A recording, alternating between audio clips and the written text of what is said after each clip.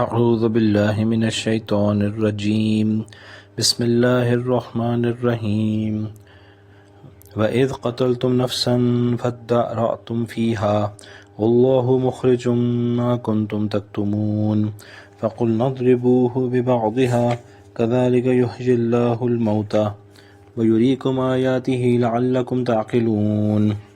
ثم قست قلوبكم من بعد ذلك فهي كالحجارة أو أشد قسوة وإن من الحجارة لما يتفجر منه الأنهار وإن منها لما يشقق فيخرج منه الماء وإن منها لما يهبط من خشية الله وما الله بغافل عما تعملون۔ سورۃ البقرہ آیات 73 اور 74 ترجمہ ہے۔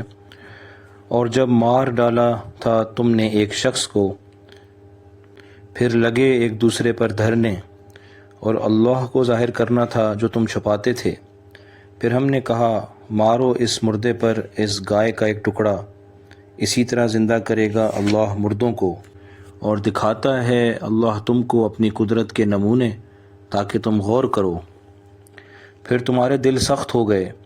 اس سب کے بعد، سو وہ ہو گئے جیسے پتھر یا ان سے بھی سخت، اور پتھروں میں تو ایسے بھی ہیں جن سے جاری ہوتی ہیں نہریں،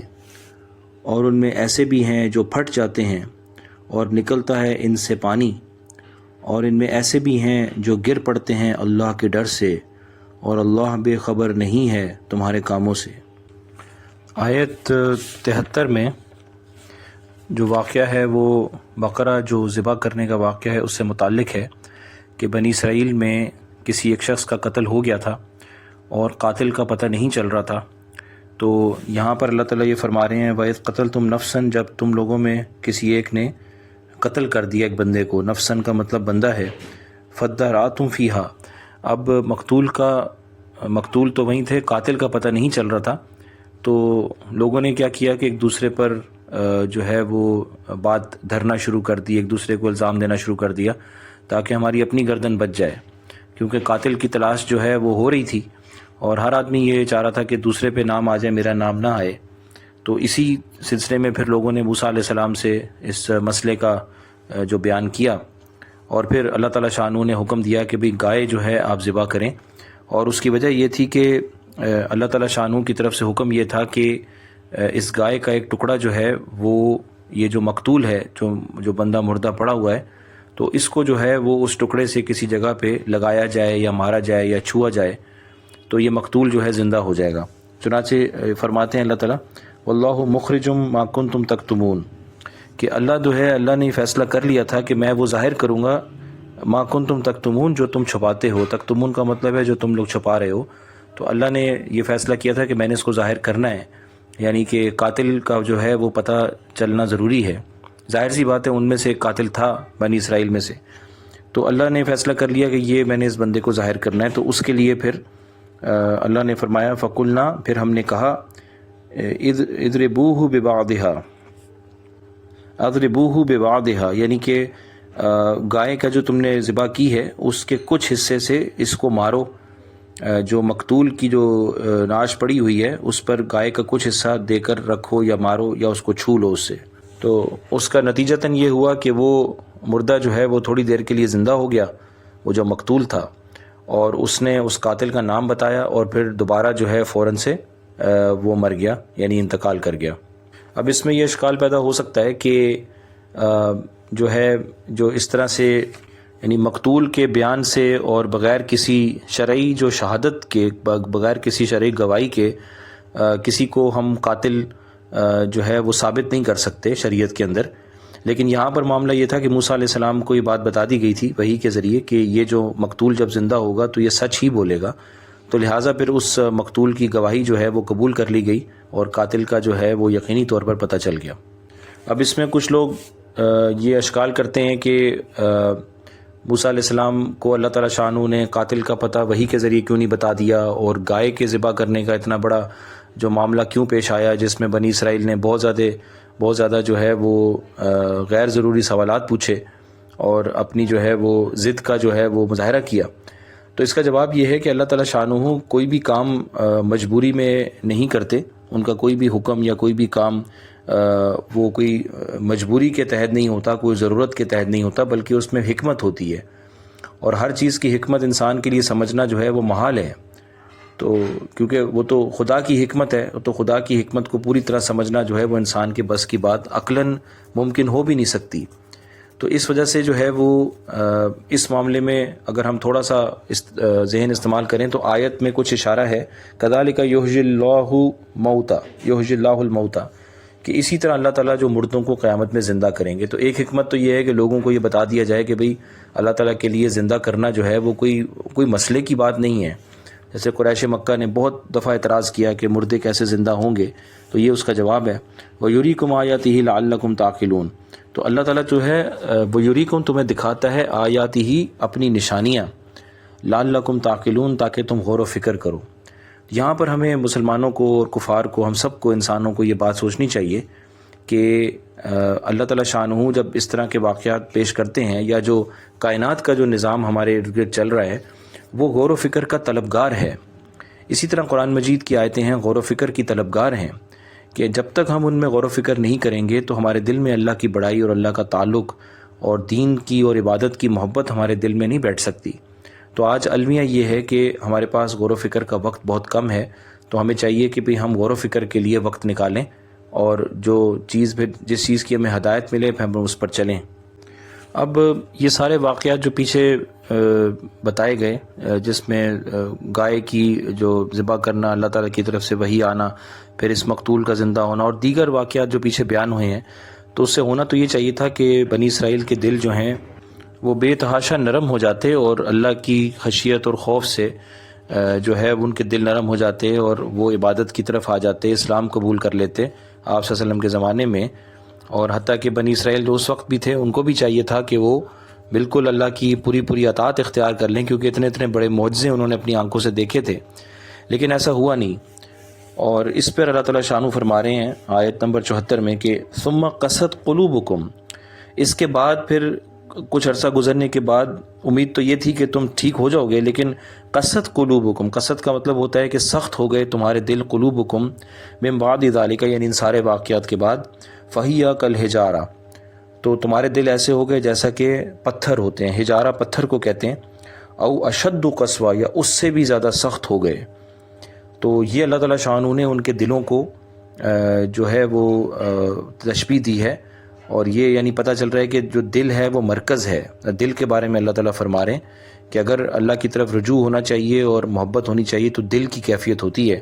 اللہ فرما رہے ہیں کہ ان کے دل جو ہیں وہ پتھر نہیں بلکہ اس سے بھی زیادہ سخت ہو چکے ہیں، اور اس کی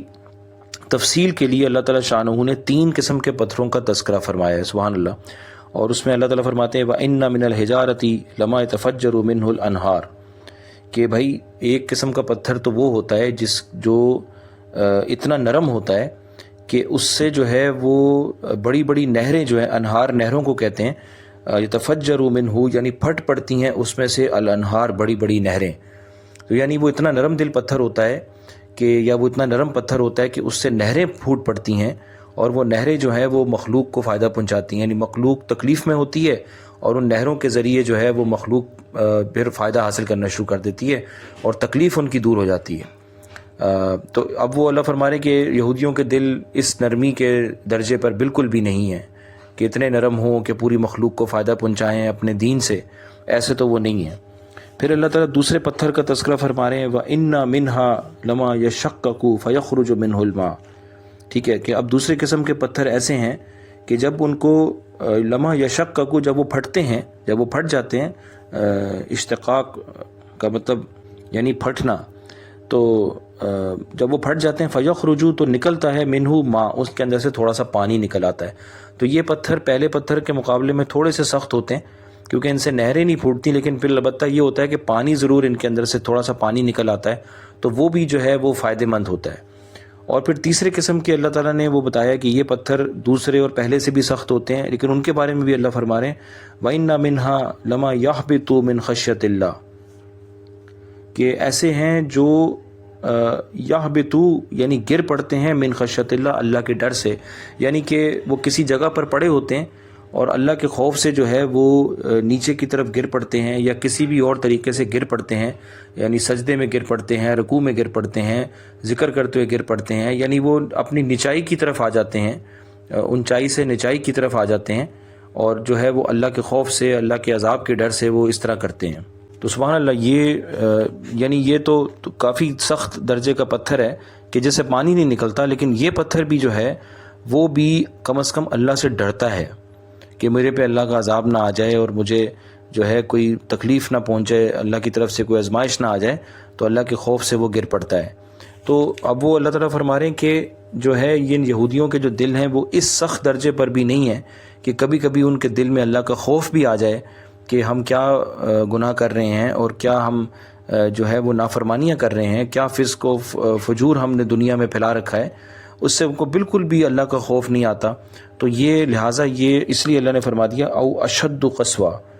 کہ اس سے بھی زیادہ سخت ہو گئے، یعنی پتھروں سے بھی زیادہ سخت ان کے دل ہو گئے۔ اور آگے اللہ تعالیٰ فرمانے واللہ بغافل عما تعملون، کہ اب تم اس حالت میں سمجھ رہے ہو کہ تمہیں دنیا میں اقتدار مل گیا اور تمہیں چیزیں مل گئیں اور سارے تو معاملات تمہارے ٹھیک جا رہے ہیں، تمہارے پاس مال و دولت بھی ہے، تمہارے پاس دنیا کی طاقت بھی ہے، اور تمہیں اللہ کا کوئی خوف نہیں ہے، نہ تم کسی مخلوق کو فائدہ پہنچاتے ہو، تو تم سمجھ رہے ہو کہ تم جو ہو کامیاب ہو۔ لیکن اللہ فرما رہے ہیں اللہ تعالیٰ غافل نہیں ہے اما تعملون، جو تم کر رہے ہو، یعنی مطلب یہ ہے کہ تمہیں اس کی پوری جزا آخرت میں ملنے والی ہے۔ تو اس میں کچھ لوگوں کو یہ اشکال ہو سکتا ہے کہ بھئی پتھر جو ہے وہ، چلو یہ بات تو سمجھ میں آتی ہے کہ پتھر سے نہریں پھوٹ رہی ہیں، نظر بھی آتا ہے اور پانی نکل رہا ہے، لیکن یہ کیسے ممکن ہے کہ بھئی پتھر جو ہے اس کے اندر اتنی عقل اور حس آ جائے کہ وہ گر جائے، اللہ کی خشیت اور خوف سے گر جائے؟ تو اس کا جواب یہ ہے کہ اللہ تعالیٰ شانہ نے جو حیوانات ہیں، اللہ تعالیٰ نے ان کے اندر بھی ایک حس رکھی ہوتی ہے، ایک لطیف قسم کی زندگی ہوتی ہے، کیونکہ ہمیں یہ بات نصوص سے ملتی ہیں، قرآن حدیث سے، کہ بھئی زمین اور آسمان جو ہیں وہ اس میں چیزیں ذکر کرتی ہیں، اللہ کی تسبیح بیان کر رہی ہیں، پھر ہر چیز اللہ کی تسبیح بیان کرتی ہے۔ تو اس کا مطلب ہے کہ ان کے اندر کوئی خاص قسم کی حیاتی یا زندگی موجود ہے جس کا ہم لوگ انسان جو ہے ادراک نہیں کر سکتے، اللہ کو معلوم ہے اس زندگی کا، اور جو ہے وہ اس کے تحت ممکن بالکل یہی ہے کہ پتھر کے اندر بھی حس ہو۔ البتہ یہ کہ عقل کی کوئی ضرورت نہیں ہے، اللہ کے خوف سے حاصل کرنے کے لیے ایک حس کی کیفیت چاہیے، لیکن عقل کا ہونا کوئی ضروری نہیں ہے۔ اب وہ حس کس قسم کی ہے اور اس میں کیا معاملات ہیں، یہ واللہ عالم، اللہ کو بہتر معلوم ہے، لیکن جو قرآن میں جو بات کی جا رہی ہے وہ قطعی بات ہوتی ہے، اس میں کسی قسم کا شک نہیں ہوتا، وہ متواتر بات ہوتی ہے اور اس میں شک کی کوئی گنجائش نہیں ہوتی۔ تو لہٰذا ہمیں یقین کرنا چاہیے کہ ایسے پتھر ضرور ہیں جو گر جاتے ہیں۔ ہم یہ نہیں کہہ سکتے کہ ہر گرنے والا پتھر اللہ کے خوف سے گر رہا ہے، کیونکہ کچھ پتھر ایسے ہیں جو جب گرتے ہیں تو اللہ کے خوف سے گرتے ہیں۔ تو یہ اللہ تعالیٰ نے بہت بڑی ہمیں اپنی نشانی بتائی ہے، اور ہمیں مسلمانوں کے لیے ایک بہت بڑا سبق ہے اس میں کہ ہم اپنے دلوں کو ٹٹولیں کہ کیا وہ ان پتھروں سے بھی زیادہ سخت تو نہیں ہو گئے۔ واللہ عالم بالصواب۔